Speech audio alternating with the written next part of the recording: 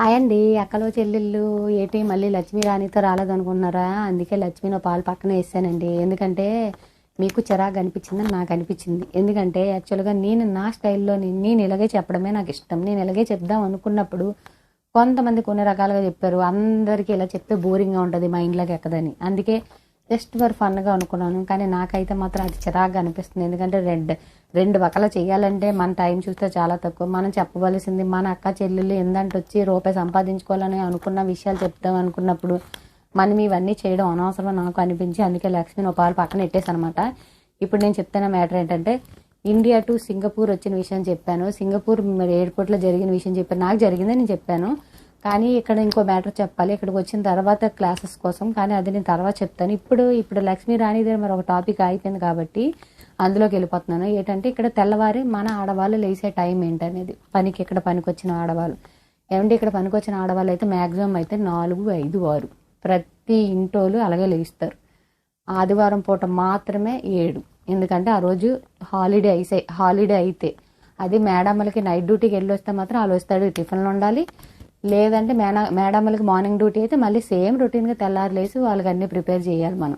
ఇక్కడైతే మాత్రం పక్కా అలాగని చెప్పి మనం వాళ్ళు వెళ్ళిపోయిన తర్వాత రెస్ట్ తీసుకోవచ్చు అనేది కొంతమంది కొన్ని విషయాలుగా కొన్ని పరంగా కొంతమంది అయితే మనుషులు అయితే తీసుకోమంటారు. పిల్లకాయలు అందరూ వెళ్ళిపోయిన తర్వాత నువ్వు రెస్ట్ తీసుకొని పని చేసుకో అని చెప్తారు. కొంతమంది ఇంట్లో అయితే అలా ఉండదు. అందరి ఇంట్లో ఒకలా ఉంటుందని మనం చెప్పలేము. కానీ మళ్ళీ ఇది మాత్రం పక్కా చెప్తున్నాను, ఏది ఎలాగున్నా సరే మన లాంటి మేడ్స్కి మాత్రం మధ్యాహ్నం 1 గంట మాత్రం గవర్నమెంట్ మనకి ఇక్కడ మనకి రెస్ట్ టైం అయితే మాత్రం పక్కా ఉంది.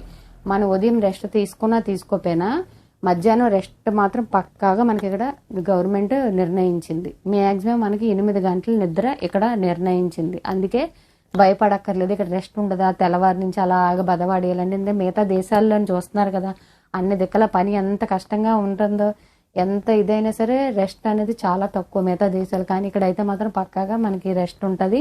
ఇంకోటి ఏంటంటే చెప్తాను కదా, మనం మేడమ్స్ దగ్గర మనం ఎలాగున్నామో వాళ్ళు మన దగ్గర అలాగే ఉంటారు, మనల్ని బాగా చూసుకుంటారు.